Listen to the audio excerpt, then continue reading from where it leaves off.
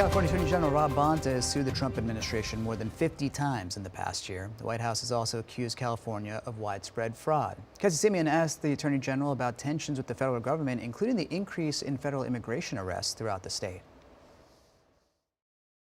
California's Attorney General does not mince words about this past year. It's been busy holding a brazenly, blatantly, consistently, and frequently, unfortunately, lawless president accountable and making sure that he follows the law and complies with the Constitution. Rob Bonta has filed 55 lawsuits challenging President Donald Trump's policies and defending what he sees as attacks on California's laws. He says he expects the president to ramp up his attacks on California and other blue states. For a president to be at war, essentially, in terms of his attacks, his targeting, going after, coming for blue states and blue jurisdictions is just so problematic. Presidents are supposed to be the presidents for all Americans. Those attacks include unsubstantiated claims of fraud in the 2020 election.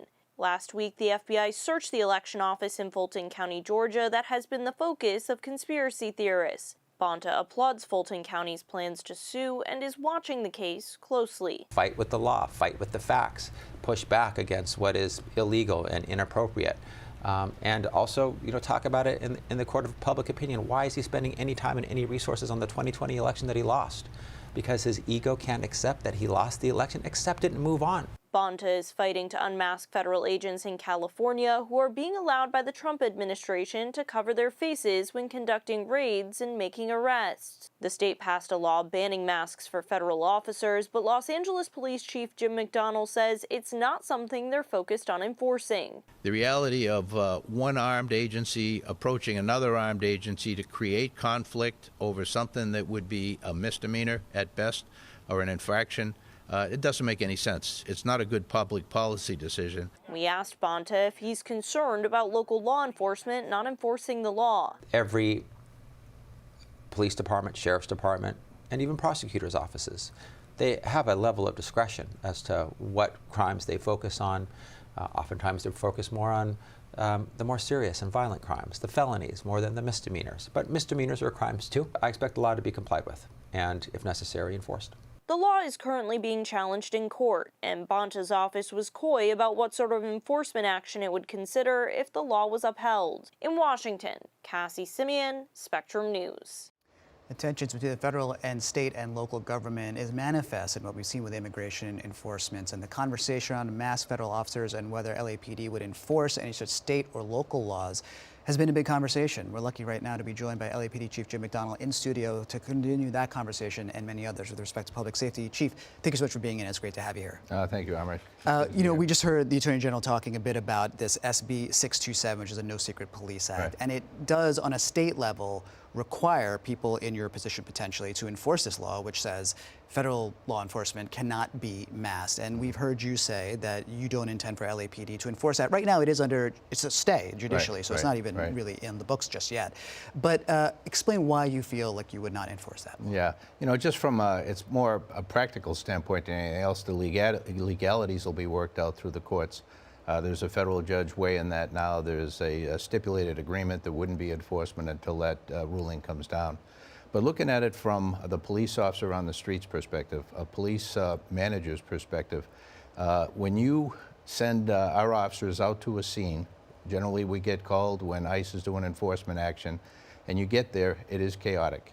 Our goal and our role when we get there is to keep the peace, to de-escalate the situation from becoming violent, to be able to restore order as best we can, and to be able to ensure that nobody gets hurt.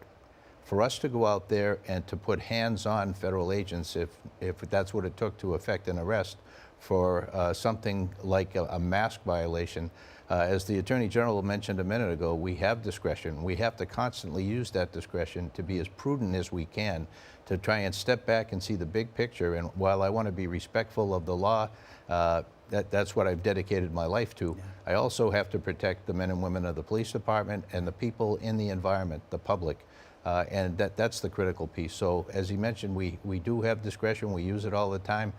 This is a very emotional topic. I understand the frustration people are showing over this. But I also ask for their understanding is from a practical standpoint, how do you do this in a safe manner? The practicalities, I think, do terrify people. The concept of two Absolutely.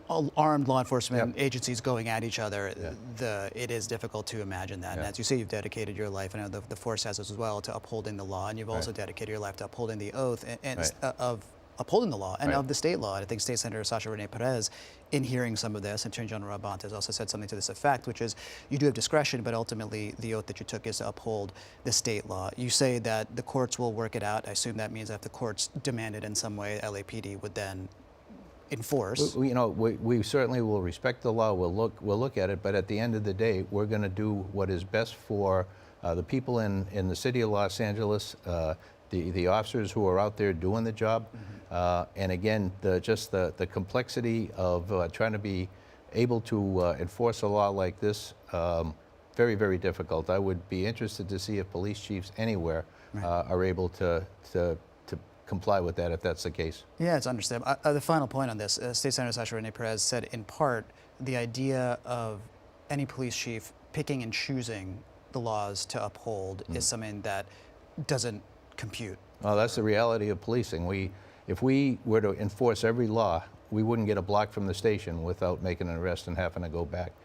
You constantly are using discretion to decide what needs to be done to maintain public order, what needs to be done to improve quality of life in our communities.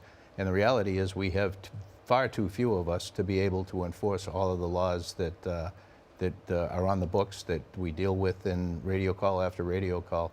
It's a job of substantial discretion. It's understandable. But does that mean for people at home that there are some laws that you're not upholding generally, or it just means that you're applying discretion in terms of the scenarios in how to move forward? You apply, yeah. I mean, you don't go out and say blanket, we're not going to do, robbery arrests. We're not going to do significant arrests. We take, like the Attorney General mentioned a minute ago, we prioritize crimes of violence. Right. That's the top priority. Everything as it flows from that, you have to make judgment calls when you're out there as to what is going to keep the community safe. What's the best thing for the community right at this point in time?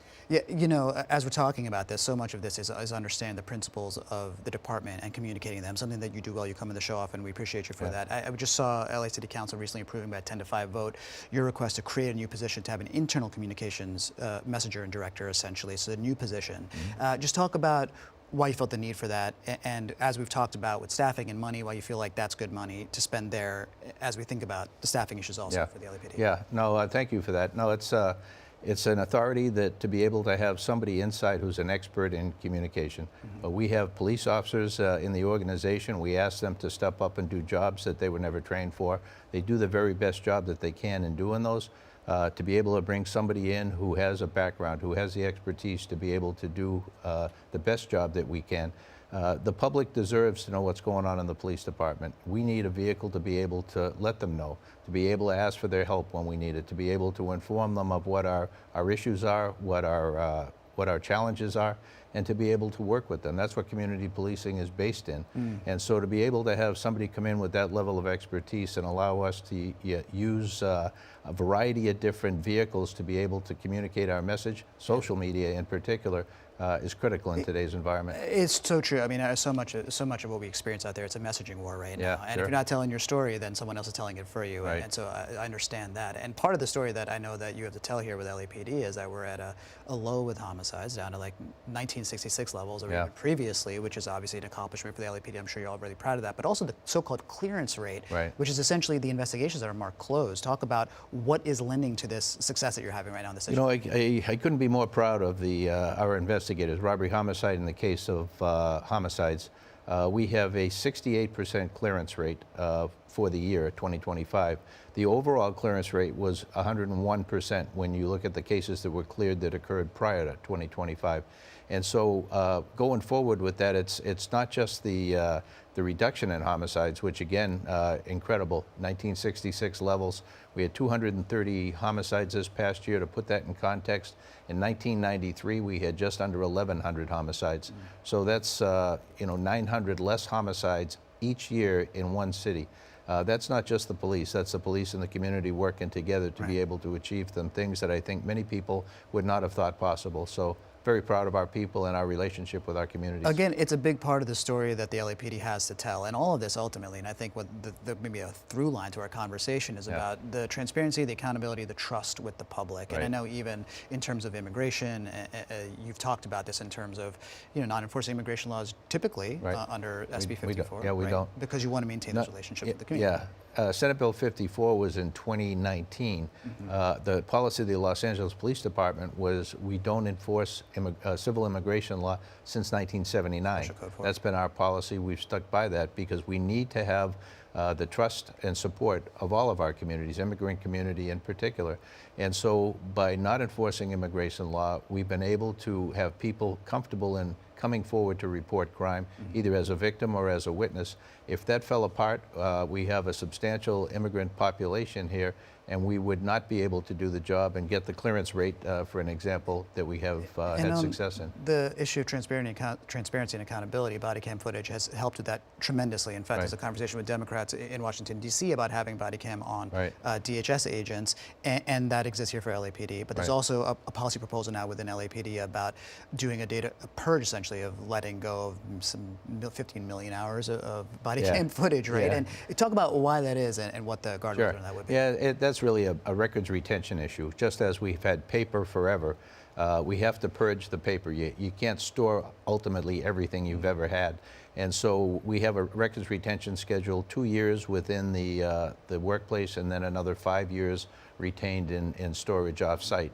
After that, then that is destroyed. With today's paper is the digital world, is video. And so we have 23 million files of video. This purge would be 18 million. That would be things that we no longer need. It would be kept for the 2 years, a 5-year retention on the video, with the exception of significant cases, officer-involved shootings, uses of force, cases that are still open, cases of significance otherwise. Those would be retained indefinitely. And some say retaining more of this footage, though, would be good for training. Potentially, we don't know what might become important later. What do you say to those folks? You know, we do anything we think will be helpful down the road, or anything of historical value, those would be retained. Yeah, and we're constantly learning. We're constantly making new training videos to be able to be the best practice in the business, and so far we've been very fortunate in that regard. Well, it's a very interesting time to do the work that you're doing, obviously, especially with the federal tensions around some of these policies, state laws taking on federal law. LAPD is in the middle of that. Ultimately, as you've explained, you're working on behalf of the people of Los Angeles, and you come and answer these questions, uncomfortable as they can be sometimes. I appreciate you for that. Oh, no, absolutely. Thanks so much. much. Important. Thank you. Thank you so much. LAPD Chief Jim McDonnell. Thanks for watching our YouTube channel. Let Spectrum News be your resource for balanced, in-depth political coverage.